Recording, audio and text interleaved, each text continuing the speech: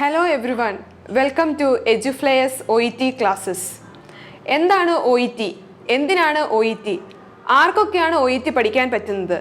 ഈ OET clear ചെയ്താൽ കൊണ്ടുള്ള ബെനിഫിറ്റ്സ് എന്തൊക്കെയാണ്? I am here to answer all your questions. My name is Ansel Alex and I am the OET trainer here at Eduflair. As we know, English is a globally accepted language. ലോകത്തിലുള്ള ഏറ്റവും കൂടുതൽ ആൾക്കാർ ഉപയോഗിക്കുന്ന ഭാഷ ഇംഗ്ലീഷാണ്. ഈ English ഭാഷയിലുള്ള നമ്മുടെ പ്രാവീണ്യം തെളിയിക്കാൻ ഇന്റർനാഷണൽ ലെവലിൽ 6 എക്സാമുകളാണ് നടത്തി വരുന്നത്. അതിൽ 2ാം സ്ഥാനത്താണ് OET. എന്താണ് ഈ OET എന്നല്ലേ? ഒക്യുപേഷണൽ ഇംഗ്ലീഷ് ടെസ്റ്റ് അഥവാ OET എന്നത് ഹെൽത്ത് കെയർ സെക്ടറിൽ ഉള്ള പ്രൊഫഷണൽസിന്റെ ഇംഗ്ലീഷ് ലാംഗ്വേജ് പ്രൊഫിഷ്യൻസി തെളിയിക്കാൻ വേണ്ടി നടത്തുന്ന എക്സാമാണ് OET. എന്തിനാണ് ഈ OET എക്സാം എന്നല്ലേ? ഒരു ഇംഗ്ലീഷ് സ്പീക്കിംഗ് കൺട്രിയിൽ അവർക്ക് രജിസ്റ്റർ ചെയ്യാനും അതുപോലെ തന്നെ വർക്ക് ചെയ്യണമെങ്കിൽ അവർ OET എക്സാം പാസ്സായിരിക്കണം. ആർക്കൊക്കെയാണ് OET എഴുതാൻ പറ്റുന്നത് എന്നല്ലേ? 12 ഹെൽത്ത് കെയർ പ്രൊഫഷണൽസിനാണ് ഈ OET എക്സാം എഴുതാൻ സാധിക്കുന്നത്. അവരാരൊക്കെയാണ് നമുക്ക് നോക്കാം.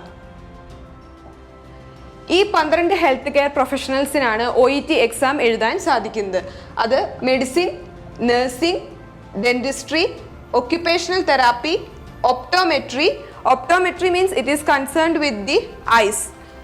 Pharmacy, physiotherapy, podiatry. Podiatry means it is the study of disorders of ankle and feet. Then radiography, speech therapy, veterinary science and dietetics. ഈ 12 ഹെൽത്ത് കെയർ പ്രൊഫഷണൽസിനാണ് OET എക്സാം എഴുതാൻ പറ്റുന്നത്. ഇനി ഈ OET എക്സാമും ബാക്കിയുള്ള ഇന്റർനാഷണൽ ലെവലുള്ള എക്സാമിൽ നിന്ന് വ്യത്യസ്തമാക്കുന്നത് എന്താണെന്ന് അറിയണ്ടേ? OET എക്സാമിൽ നമ്മൾ മെയിൻ ആയിട്ട് മെഡിക്കൽ ടേംസ് ആണ് നമ്മൾ ഡീൽ ചെയ്യുന്നത്. അതുകൊണ്ട് തന്നെ ഹെൽത്ത് കെയർ പ്രൊഫഷനിലുള്ള ഒരാൾക്ക് മാത്രമേ ഈ എക്സാം ക്വാളിഫൈ ചെയ്യാൻ പറ്റുകയുള്ളൂ. ഒരു ഹെൽത്ത് കെയർ സെറ്റിങ്ങിലായിരിക്കും ഈ എക്സാം മൊത്തത്തിൽ ഡിസൈൻ ചെയ്തിരിക്കുന്നത്. ഇനി OET എക്സാമിന്റെ 4 മൊഡ്യൂൾസ് എന്താണെന്ന് നമുക്ക് നോക്കാം. കാംബ്രിഡ്ജ് ബോക്സിൽ ലാംഗ്വേജ് അസസ്മെന്റ് ട്രസ്റ്റ് ആണ് OET എക്സാം കണ്ടക്ട് ചെയ്യുന്നത്.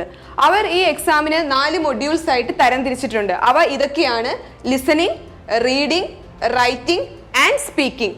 ലിസണിങ്ങിന് നമ്മൾ ഒരു ഹെൽത്ത് കെയർ സെക്ടർ ലൈക്ക് ഒരു ഹോസ്പിറ്റൽസിലൊക്കെയുള്ള 2 ആൾക്കാർ തമ്മിലുള്ള ഒരു കോൺവെർസേഷൻ ആയിരിക്കും നമ്മൾ ലിസൺ ചെയ്യുക.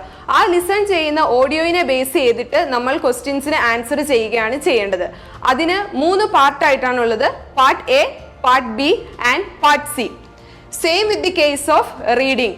റീഡിങ്ങിൽ നമുക്ക് തരുന്ന മെറ്റീരിയൽ ഒരു ഡിസീസിനെ ബേസ് ചെയ്തിട്ടോ അല്ലെങ്കിൽ എന്തെങ്കിലും ഒരു റിസർച്ചിനെ ബേസ് ചെയ്തിട്ടുള്ള ഒരു മെറ്റീരിയൽ ആയിരിക്കും.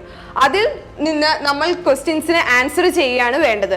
അതിനും 3 സെക്ഷൻ ആണ് ഉള്ളത്: part A, part B and part C. ഇനി റൈറ്റിംഗ്. റൈറ്റിങ്ങിന് നമുക്ക് ഒരു ടാസ്ക് മാത്രമാണ് ഉള്ളത്. ആ ടാസ്ക് എന്താന്ന് വെച്ചാൽ നമ്മൾ ഒരു ലെറ്റർ എഴുതുകയാണ് വേണ്ടത്. നമ്മൾ ഒരു നഴ്സിനോ അല്ലെങ്കിൽ ഒരു ഡോക്ടറിനെ, ഒരു പേഷ്യന്റിനെ റെഫർ ചെയ്തുകൊണ്ട് നമ്മൾ ഒരു ലെറ്റർ എഴുതുകയാണ് OET റൈറ്റിംഗിൽ ചെയ്യുന്നത്. അടുത്തതാണ് സ്പീക്കിംഗ്. സ്പീക്കിങ്ങിൽ നമുക്ക് 2 റോൾ കാർഡാണ് തരുന്നത്. ആ 2 റോൾ കാർഡിനെ ബേസ് ചെയ്ത് നമ്മൾ 5 മിനിറ്റ് സംസാരിക്കുകയാണ് OET സ്പീക്കിംഗ് എക്സാമിൽ നമ്മൾ ചെയ്യേണ്ടത്. അതിൽ കാൻഡിഡേറ്റ് നഴ്സിന്റെ റോളും എക്സാമിനർ പേഷ്യന്റിന്റെ റോളുമാണ് ആക്ട് ചെയ്യുന്നത്.